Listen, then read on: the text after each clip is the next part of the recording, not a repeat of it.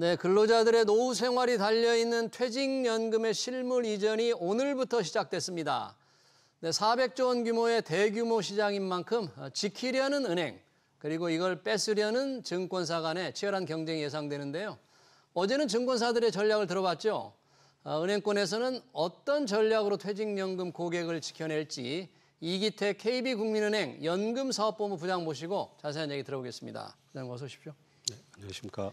네, 이 퇴직연금, 국민연금과 함께 노후 생활에 아주 중요한 버팀목인데 이게 실물 이전이 가능하다고 해서 뭐 증권회사들 얘기를 한번 들어봤습니다만, 근데 은행권에서 나오셨으니까 네. 오늘부터 가능한데 혹시 뭐 분위기가 좀 어떻게 느껴집니까? 네. 뭐 사실 이 실물 이전 때문에 금융기관별로 많이들 사전 예약 이벤트를 했습니다. 사전 예약? 예. 그래서 이제 저희도 사실 많이 긴장을 했었는데 예. 그렇지 않아도 이제 아침에 어느 정도 실물 이전 신청들이 있나 이렇게 이제 봤는데 예상외로 분위기는 좀 차분한 것 같습니다. 네. 뭐 사실 이제 그 실물 이전 제도가 이제 시행되는 초기이다 보니까 네. 아무래도 이제 오류가 좀 있을 가능성이 있어서 저희가 이제 금융기관 간에 어떤 순차적으로 이렇게 이제 업무를 진행하고 있는 측면이 있고요.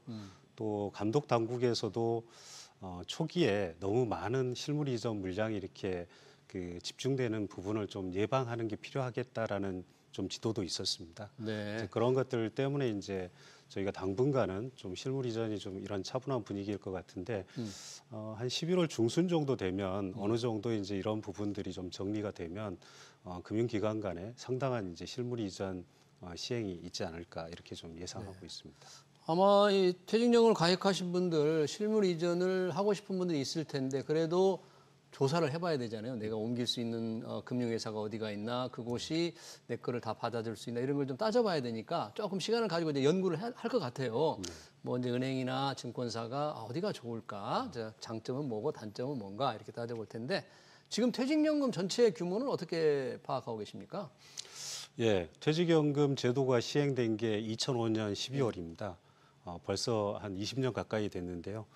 올해 9월 기준으로 보니까 400조 원을 넘었습니다. 예. 정확하게는 400조 793억 원인데요.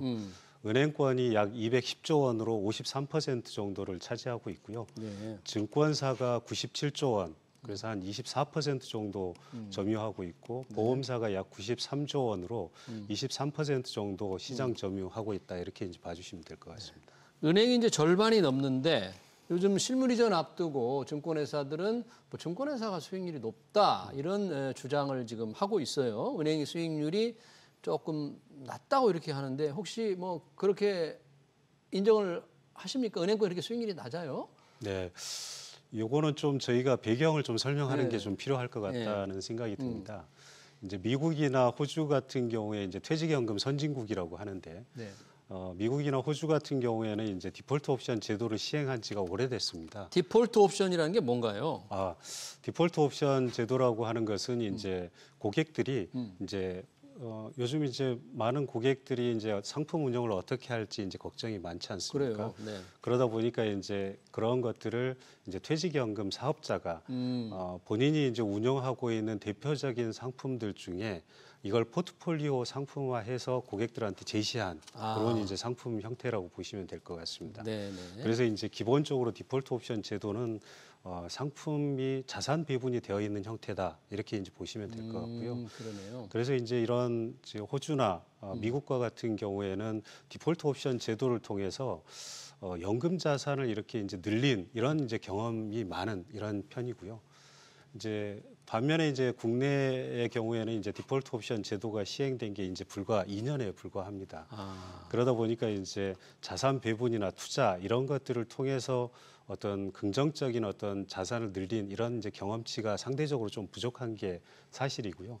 특히나 이제 국내 연금 투자 고객들은 이제 글로벌 금융 위기라든가 코로나19와 같은 이런 이제 시장 쇼크가 있었을 때 어떤 손실을 본 사례가 많다 보니까 아무래도 퇴직금은 안전하게 좀 운영하는 게 중요하지 않나 이런 이제 생각들을 하면서 원금 손실이 없는 이런 이제 자산을 이제 많이 선호하는 이런 경향이 없지 않습니다. 네. 이제 그러나 이제 최근에 이제 TDF를 중심으로 해서 TDF가 이제 꾸준히 이 TDF 상품은 기본적으로 글로벌 자산 배분형 상품인데 네. 이 상품이 이제 꾸준히 우상향하는 이제 수익률을 보여주면서 연금 투자 고객들한테도 이제 긍정적인 어떤 인식을 확산시킨 것 같습니다. 네, 그래서 이제 저희 국민은행의 경우에도 연금 투자 고객들을 이 TDF를 중심으로 해서 투자 문화를 확산시키는데 이렇게 이제 집중을 하고 있는 거고요. TDF가 이제 만기를 특정 기간으로 정해놓고 그에 맞춰서 자산 포트폴리오를 조정해 나가는 거죠. 그렇습니다. 네. 예.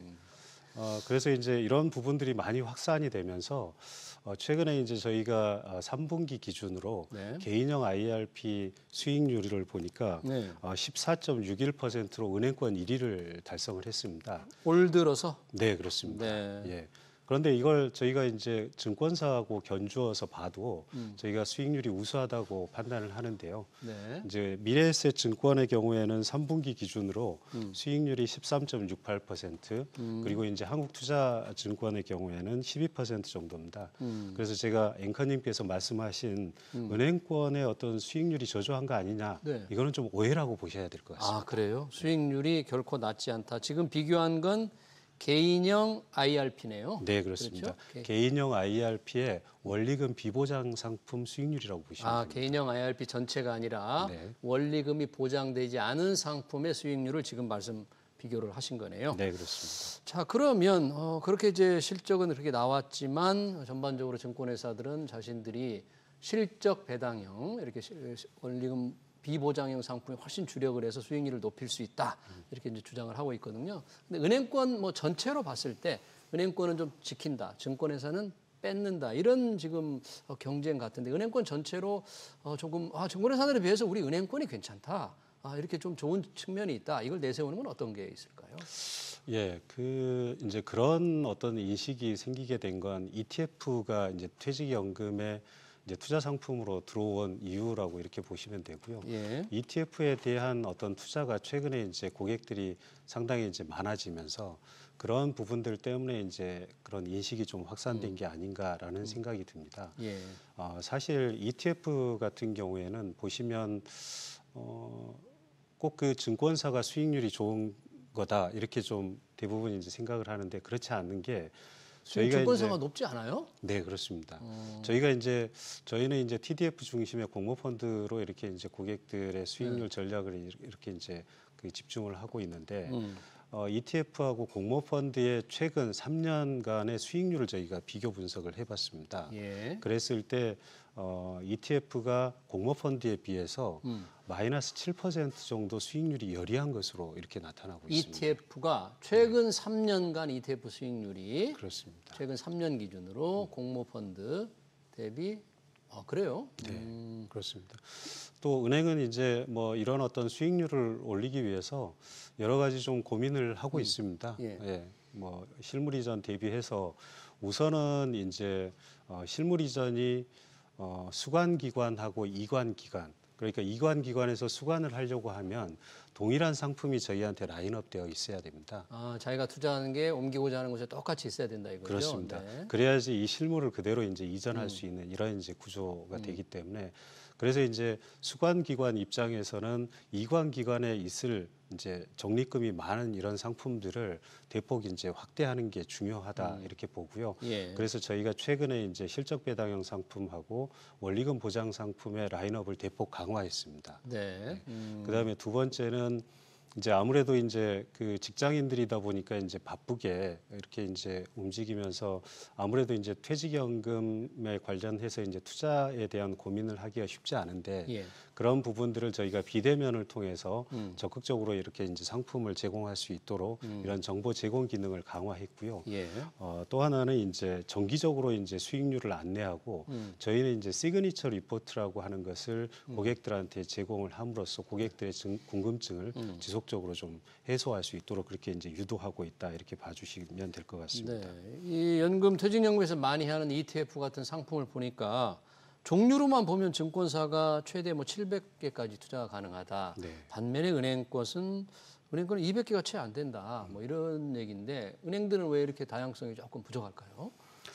이거는 이제 ETF와 관련해서 증권사와 은행이 좀 다르게 좀 보고 있는 부분인데요.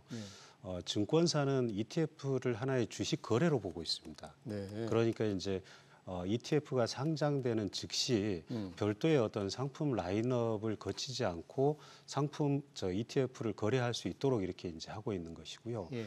이것에 반해서 이제 은행의 경우에는 ETF를 하나의 이제 펀드 상품으로 보고 있습니다. 그러니까 이제 금융소비자보호법에 의한 표준 판매 프로세스라든가 혹은 이제 상품위원회를 통한 어떤 내부 통제 뭐 이런 것들을 충실하게 거쳐서 이제 상품 라인업을 하고요.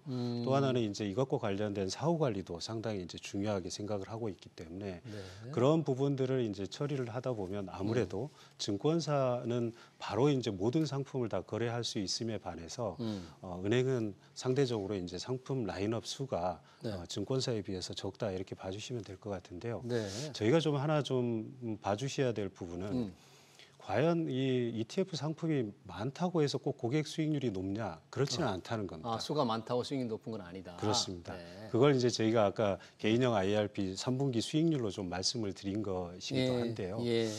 결국에는 이제 이 ETF 상품이라고 하는 게 보시면 동일한 어떤 기초 자산을 추종을 하면서도 자산운용사가 달라서 상품들이 다른 이런 경우들이 많거든요. 예.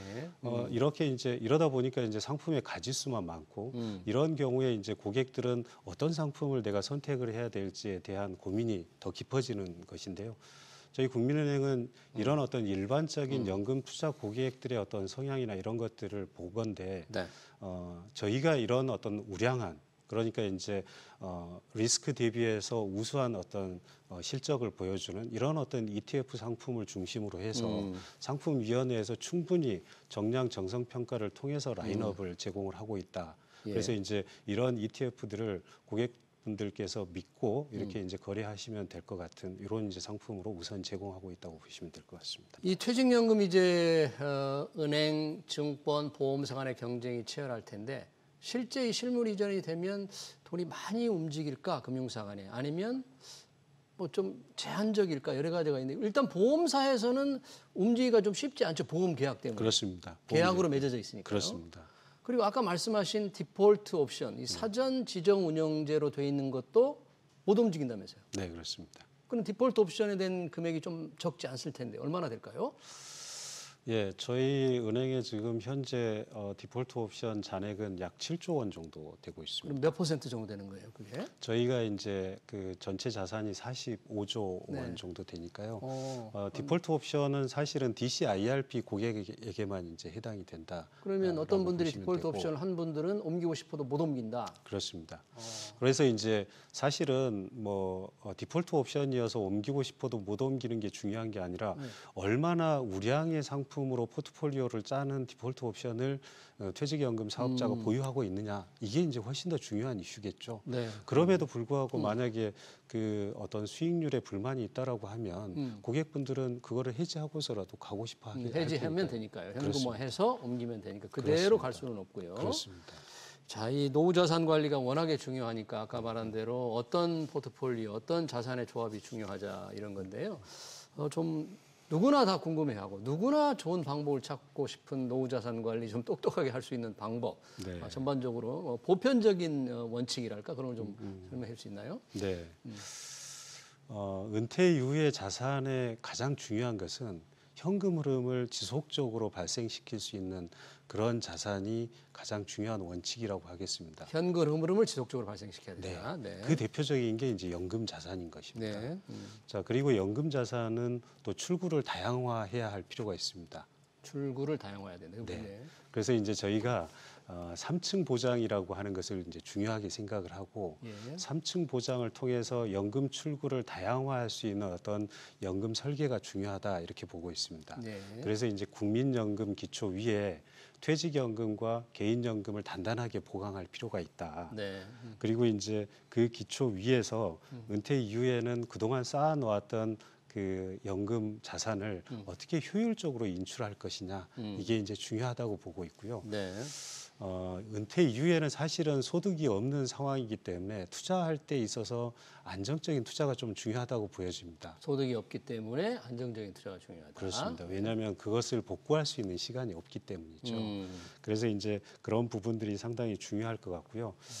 그러면 연금 자산의 포트폴리오를 어떻게 짜는 게 좋을까? 아무래도 이제 글로벌 자산 배분형 어떤 포트폴리오 이것을 기반으로 해서 현금 흐름, 인컴이 계속적으로 발생할 수 있는 채권 이자라든가 배당 수익을 추구하는 형태의 어떤 상품들 이런 것들을 가미해서 운영을 한다고 하면 좋은 효과를 보시지 않을까 이렇게 생각하고 있습니다. 노후니까 현금 흐름을 좀 보장하는 것이고 어느 정도 안정적인 것도 감안을 해서 자산 운용을 했으면 좋겠다. 그런 말씀으로 정리를 하겠습니다. 지금까지 퇴직연금 실물 이전에 관한 얘기 잘 들었습니다. 이기태 KB국민은행 연금사업본부 부장이었습니다. 네, 고맙습니다. 감사합니다.